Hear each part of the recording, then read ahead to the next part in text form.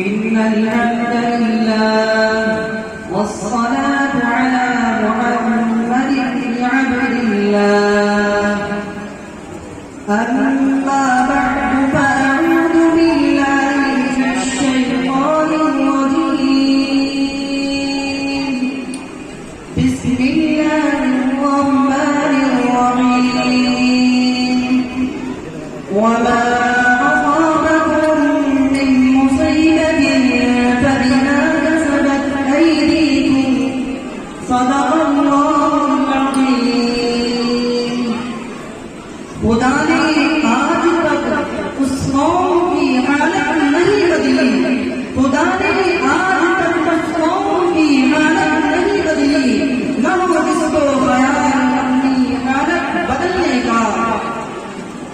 آج کے اس مسابقے خطابت میں میری تقریر کا عنوان ہے مسلمان پریشان کیوں دعا کیجیے کہ اللہ رب العزت والجلال موضوع کے مناسب صحیح بات کہنے کی توفیق مرحمت فرمائے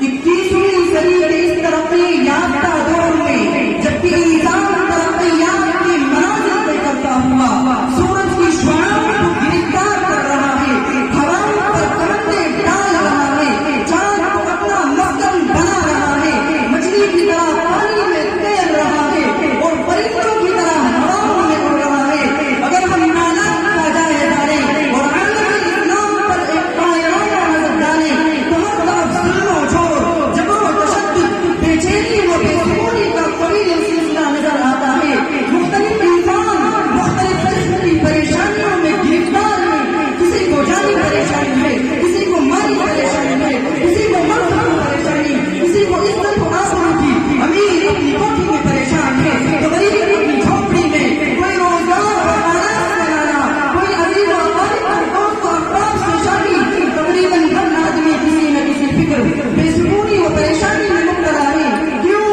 آج ہم واقعتاً مسلمان نہ رہے قوانین اسلام کو منہ موڑ کر اسلام کے اصول و ضوابط کو توڑ کر اپنے آپ کو مسلمان ہونے کا جھوٹا دعویٰ کرتے ہیں کیوں اس لیے کہ نماز ہم نہیں پڑھتے زکات ہم نہیں دیتے قانون خدا مال اکٹھا کرتے ہیں جیے بازی قمار بازی شراب نوشی ہم کرتے ہیں سود لینا دینا ہماری زندگی کا لٹوٹ کاروبار بن گیا ہے اسلامی تقریر اسلامی رہن سہن کو چھوڑ کر مغربی کی تعداد اپنے اوپر ہم نے ڈالا حکومت و حکمرانی ہمارے اندر نہیں اختلاف و انفراد کی باتیں ہم کرتے ہیں اللہ رب العزت والجلال کے فرائض کو ترک ہم کرتے ہیں غرض دنیا کے ہر روشے اور ہر خطے کے انسان بے سکونی و بے بسی کے محیط قرار میں جا چکے ہیں کراہ رہی ہیں چیخ رہی ہیں چلا رہی ہیں سامعین بھی غمار یہ ایک عمومی جائزہ ہے لیکن ہم بات کرتے ہیں اس قوم کی جس کی نسبت کا چاند مدتوں سے سیاہ بادل میں لپٹا ہوا ہے تاریخ اور طویل رات ہے ادھر انام نہیں رہتی وہ قوم جسے غیر ملت کہا گیا آج وہ ذلت و پستی کی دار میں جا گری جسے دنیا کی رہبری و رہنمائی کا مدعا بتایا گیا خوش و ہدایت امن و انصاف غمخواری و ہمدردی محبت و محبت کا جنہیں نمبر و مرکز قرار دیا گیا جن کی تاریخ کی مبنی فرار و بہادری عروج و اقبال سے بھری پڑی ہے جن کا روشن ماضی اسباب کا اعتراف کرتا ہے یہی مسلمان ہیں جن کے ہاتھوں میں اپنی نبیت کی سیادت و قیادت تھی پورے عالم کی بات کون جن کے ہاتھوں میں تھی رہبری و رہنمائی جن کا وصف لازم تھا جن کی زندگی کا ہر گوشہ اور شعبہ حقوق عالم پر چل رہا تھا معاشرتی زندگی کو یا سیاسی اجتماعی کو یا انفرادی فکر و فن کا میدان کو نظمت و عزت کا ہر میدان میں مسلمانوں کا اثر و نفوذ و عروج و ارتقا تھا بھلا دی ہم نے جو اسلاف سے میراث پائی تھی بھلا دی ہم نے جو اسلاف سے میراث پائی تھی سریا نے زمین پر آسمان سے ہم کو طے کرا